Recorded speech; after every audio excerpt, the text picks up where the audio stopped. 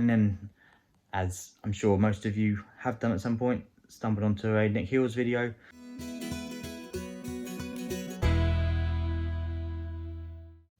Hello, welcome back to the channel. I thought I would do a video just to sort of talk about me, just to sort of explain who I am, what I've done, a bit of my history, what I like, that kind of stuff, because I don't really do that, and I just kind of feel people might want to know me as opposed to everything I do to do reselling. Might be wrong, might not be interesting, but yeah, please tell me about you as well. You know, I'd like to know who watches my videos and that kind of stuff. You know, I get a few comments here and there, but nothing really. Is quite amazing when you sort of see who does comment and find out who watches your videos and things like that, and who subscribe to your channel. It's yeah, so it'd be great to see who's out there. Come say hello, just drop a comment down below. Follow me on Instagram if you want, I'm on there under the same name, Steve Spencer Penny. So yes, I just thought I'd go through that now. If there's anything else you want to know, again, drop a comment down below. I'll answer it as best I can. I'm going to try not to talk about my actual full-time job, because that is probably, you know, that could lead to more questions about that, and I don't really want to talk about that. So yeah, I just go through a rough history of me and what I do. So I've got a ring light, and it's a new ring light, so I'm getting used to that. If I look a bit weird, that's probably why. Pretty weird anyway. Right, so as you can probably tell, my name is Steve. I am 39 years old. I know I don't look that old until you see top of my head where there is nothing left. Big 40 next year. Can't wait. I'm Sagittarius. Don't really think that makes a difference, but thought I'd mention it. I've got a little dog. She is curled up next to me.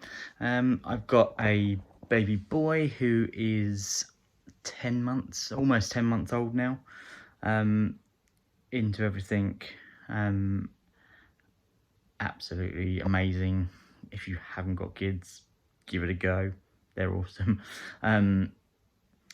I live with my partner. She works in the same place as me. We've been together 6 years, 5.5, 6 years. About 5.5. We have a house. We live in Hove, which is on the south coast near Brighton. Well, it's basically part of Brighton now. I'm Brighton born and bred, lived here all my life. One of the very few left really that's as you know, because it's a student town, it's just full of students that come here. It's not a problem, but it's just the way it is. There's still quite a few born and bred, but most of them have moved out further into different areas. Yes, so how did I get into reselling? Let's cover that. So I've kind of been doing reselling for years, but never really been that serious about it at all. So if I think back years ago, when I was probably 19, so it's before that. Let's go back before that. I always used to go to car boot sales with my dad. He used to take me along, mostly I was mostly going along to sell. He would have loads of stuff that he would sell, and then I sort of would help him out, and he would run off and go look around, and I would man the stall. And then got to the point where I had my own stuff to sell, so I used to take my own little blanket, lay all my stuff out, make a little bit of money from there. I even dabbled in making things to sell at car boots, so I had like little plaster of Paris molds. Remember it being slime from the Ghostbusters, and I'd painted them all different colours, and tried selling them. I made my own little colouring books as well. I I used to be really into drawing, so I basically just copied out pictures onto like an A4 piece of paper, and I used to go to my dad's office on a Saturday with him when there was no one else around, and I would take photocopies of them. And I used to put them in little packs of 10, try and sell them for 10p each. That kind of thing. It's just, yeah, it's silly things that I was thinking back about what things I used to do to try and make money as a kid. None of it really worked, but I'd make a bit of money from the car boot, but not a huge amount. And then as I got older, so as I sort of say like 18, 19 maybe, I remember selling some old PlayStation games that I had on eBay, early days of eBay. I suppose it probably was quite newish around about that time.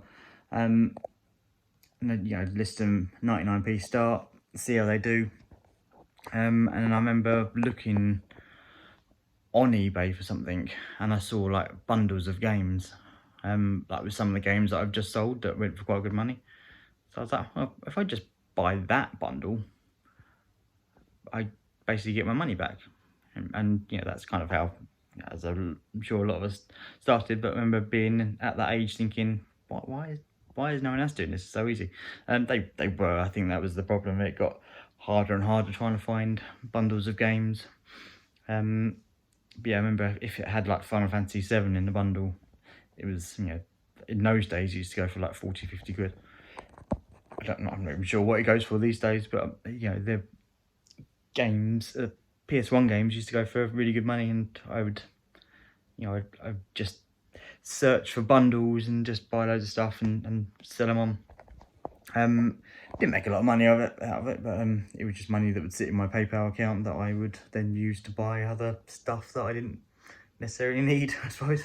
Yeah, and that was then. And then fast forward probably 8 years from there. I don't think I really did any more.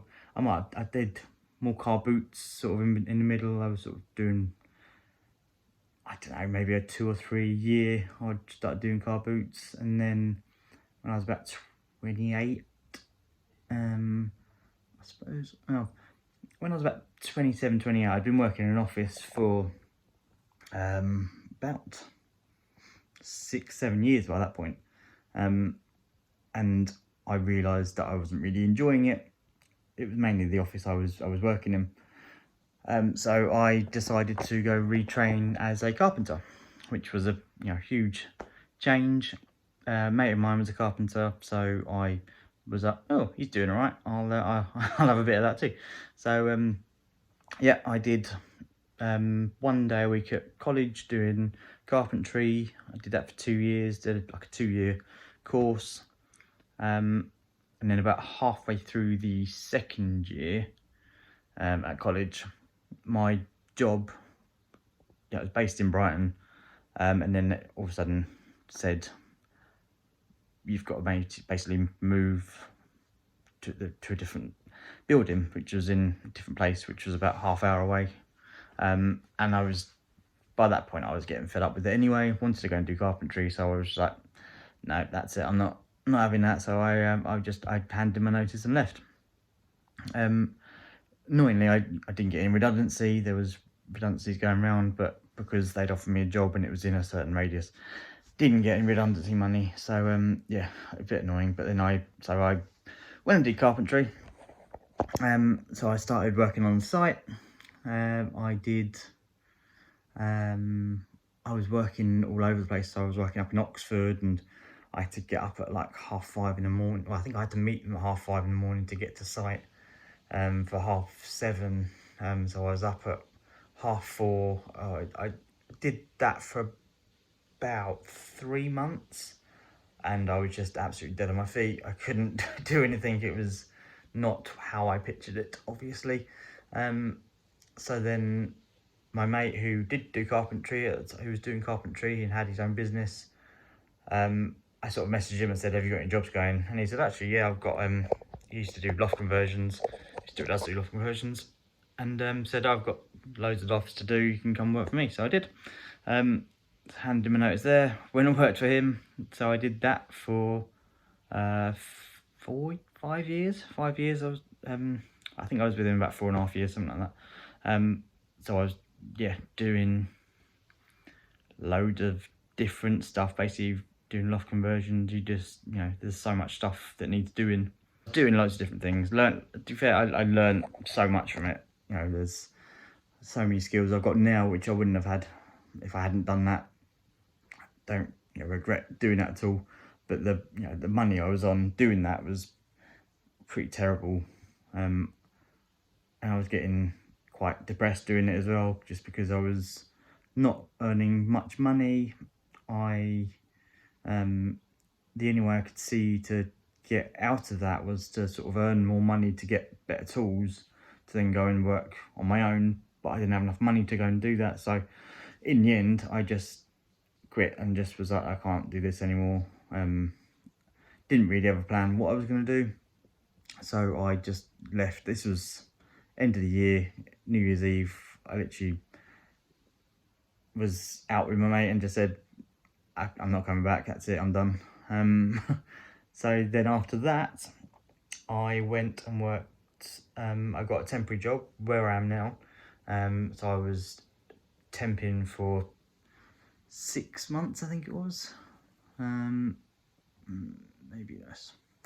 Yeah, no, 6 months. I was temping for 6 months there.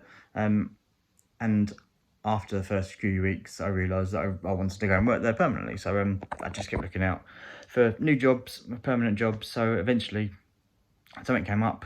It was brand new in the area where I still work now. And yeah, went for it, got it, loved it, and I've been there for 5 years. So I've worked my way through different levels of the teams, and I really enjoyed it. It's a good company to work for, good people, money's good. I just get bored easily. This is my problem, as you can probably tell from my previous history. I like to change things up, and ever so often I just like to change things around. So I do. So this, I was sort of doing this for a while, and I think it was mainly during lockdown. I was getting a bit bored at home, not being able to do much, and I started doing more carpentry work at home, so sort of like different woodwork, and I actually started my own YouTube channel doing woodwork. Didn't do very well. It was my first foray into YouTube. Didn't really know what I was doing. I still don't, but it sort of gave me a taste for it. And I also, like, with that, sort of the YouTube sort of came after, but I started making lots of different items. But one of the main things I started doing was like little wooden houses, decorative. I'll try and put a picture up here if I can find one. But I really liked making them. It was it's such a relief, just sort of like log off after work, do that. But then that started sort of taking over my every evening, and there was mess everywhere. Yeah, so it was good, and I really liked it, and I've still got lots of stuff to sell from it. I did a craft fair. I did one craft fair the first year I did it, and made about 200 quid in a day, which I was pretty pleased about. And then I think last year I did another craft fair, and it was rubbish. It like really put me off. I sold about 3 things, so it was, it wasn't great. So then last Christmas, I really like my Lego. So this is another thing I really like to do, is make Lego. And I remember sitting at the table putting a Lego set together, loving it. And then in the back of my mind thinking, gotta go back to work soon. So then I just started thinking, I wish there was a way I could make money from Lego, using Lego to make money somewhere. There must be people, there's people make money all loads of different ways these days. So I started looking into it basically and just started Googling it, and then that led me to YouTube. People designing Lego, and I was like, well, I don't think I really want to design Lego. And then there was people Lego investing, which is not something I'd really heard of before. And I was like, oh, that could work. So started looking more into that, trying to find more videos on YouTube about people, selling Lego. And then, as I'm sure most of you have done at some point, stumbled onto a Nick Hills video where he is talking about Lego and reselling and all that kind of stuff. And then that got me thinking again. I was like, well, I used to do that. I used to quite enjoy that. And I thought, well, I could probably buy Lego and resell that. I was like, well, I've got loads of other stuff to sell as well. So yeah, and that's kind of how here we are about a year later, still sort of fumbling through, but made leaps and bounds compared to last year. I feel like I'm in a much better place with my reselling knowledge, really. I feel like I'm really sort of looking forward to this year. Well, I was looking forward to last year, obviously, to get started with it, really, get back into it. But now I feel like I'm running and it's building momentum. So yeah, that's kind of my story of how I got into reselling, I suppose. So yeah, well, off the back of that, because I'd had my YouTube channel before and I saw loads of people doing YouTube, and I thought it's something I might try and do again. But I don't want to just be a generic, I'm a reseller, and just do the same as everyone else.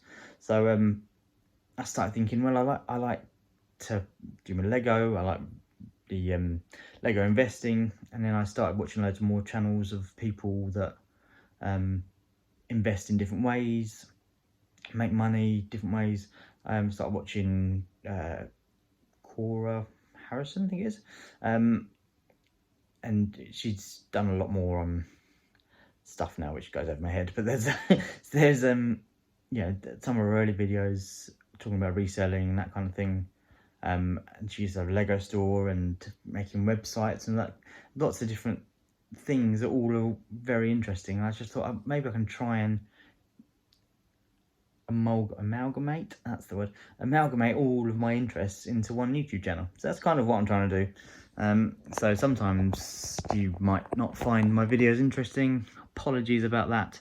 But I try to sort of keep it kind of rotating and tell you what I'm doing at the minute.